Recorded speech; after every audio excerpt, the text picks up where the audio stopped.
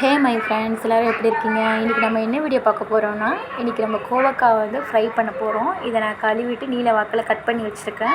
இது கூட ஒரு தக்காளி வந்துட்டு இப்போ ஆஃபாக எடுத்து அதை நல்லா அதோட புழிஞ்சு விட்டுக்கணும். புழிஞ்சு விட்டுட்டு அதோட தோல் வந்து தனியாக வந்துடும். அந்த தோலை வந்துட்டு நம்ம தூக்கி போட்டுற வேண்டியதான்.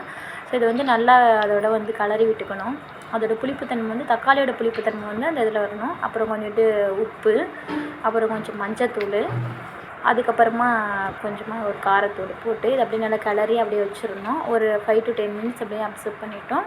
அதுக்கப்புறமா நம்ம ஒரு கடாயை வந்து அடுப்பில் வச்சுட்டு எண்ணெய் காய்ச்சோன்னா எண்ணெய் ஒரு மீடியம் அளவுக்கு ஊற்றிட்டு அதில் வந்துட்டு நம்ம ரெடி பண்ணி வச்சுருக்க கோவக்காய் வந்துட்டு அதில் போடணும். அதில் வந்துட்டு நம்ம எண்ணெய் திரிஞ்சிடாமல் போடணும். அதாவது அந்த இது சமையல் அந்த மசாலாலாம் திரிஞ்சிடாமல் அதை போட்டு இருக்கணும்.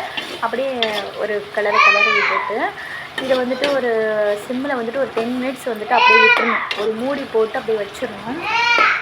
ஸோ அதுக்காக நம்ம வந்துட்டு பண்ணுறோம். அது வந்து சிம்மிலே வச்சோம்னா அது நல்லா வெந்துடும். ஸோ நம்ம ஒரு மூடி போட்டு வச்சுட்டோம். ஒரு 10 மினிட்ஸ் ஆஃப்டர் வந்து பார்த்திங்கன்னா பொரியல் ரெடி ஆகிடுச்சு. இந்த வீடியோ பிடிச்சிருந்தால் லைக் பண்ணுங்கள், ஷேர் பண்ணுங்கள், மறக்காமல் சப்ஸ்கிரைப் பண்ணுங்கள், கமெண்ட் பண்ணுங்கள். Thank you friends.